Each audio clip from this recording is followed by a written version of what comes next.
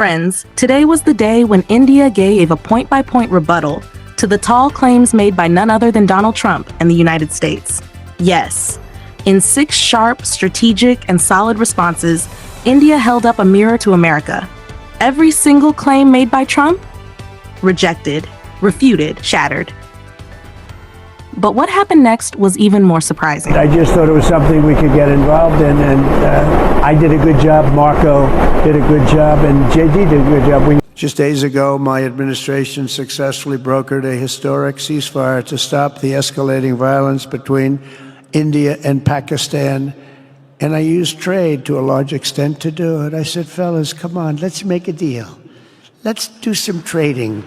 Let's not trade nuclear missiles. Let's trade the things that you make so beautifully. The same Donald Trump who, until yesterday, was boasting, I mediated between India and Pakistan. I solved a 1,000-year-old issue. Today, suddenly takes a massive U-turn. Wait, what? From I solved it to I just helped boasting, Trump's claims versus reality. Let's rewind a bit. Trump had been acting like some global peacemaker, claiming India and Pakistan are ready to meet on neutral ground, that he's ending a 1,000-year-old conflict. But here's the twist. Today, Trump openly admitted he hasn't mediated anything. He just offered help. I don't want to say I did, but I sure as hell helped settle the problem between Pakistan and India last week, which was getting more and more hostile. And all of a sudden, you'll start seeing missiles of a different type, and we got it settled. I hope I don't walk out of here and 2 days later find out that it's not settled, but I think it is settled. So all that chest thumping, empty noise, India's masterstroke. So what happened behind the scenes? That made Trump press the brakes. What button did India press? Trump threatening Apple's CEO, don't manufacture in India. Trump ramping up trade threats. And then suddenly, boom, a U-turn. Apple stays, Trump softens. Looks like New Delhi played its diplomatic cards with precision. While Trump was shouting, India responded strategically, silently, effectively. We reminded the world, Shimla Agreement, Lahore Declaration. It's been clear from day one, any issue between India and Pakistan, bilateral only. No UN, no USA, no third-party drama, Trump's walk back. And what did Trump say next? He began downplaying. I only offered help. It's a 1,000-year conflict. I hope it's resolved. 1,000 years?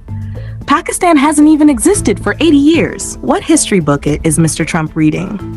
What it means. But friends, this wasn't just about diplomacy. But while all eyes were locked on India-Pakistan tensions, and while Trump was busy taking credit for the so-called ceasefire, something quietly slipped under the radar. A crypto company backed by the Trump family quietly signed a deal with Pakistan.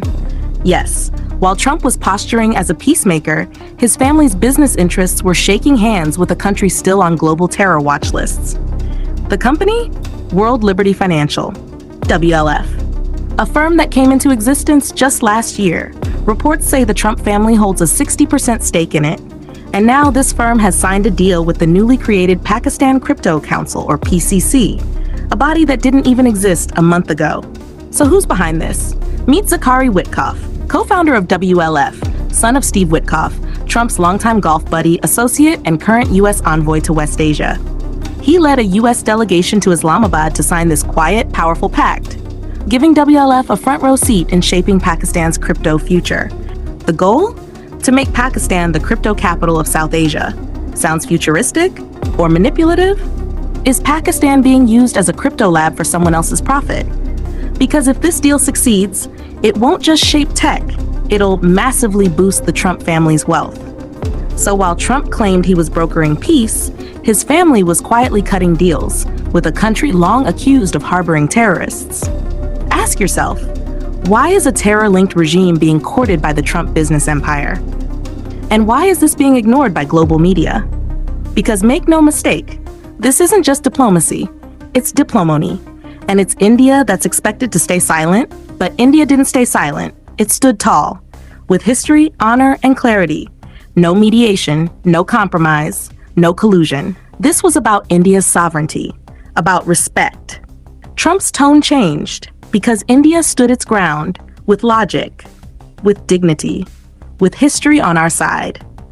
Friends, this moment showed us the strength of principled diplomacy. No matter how powerful the other country, India bows to none. If you like this breakdown, tap that like button, subscribe, and hit the bell icon so you don't miss the next big geopolitical update. Because here, we connect the dots, not just the headlines.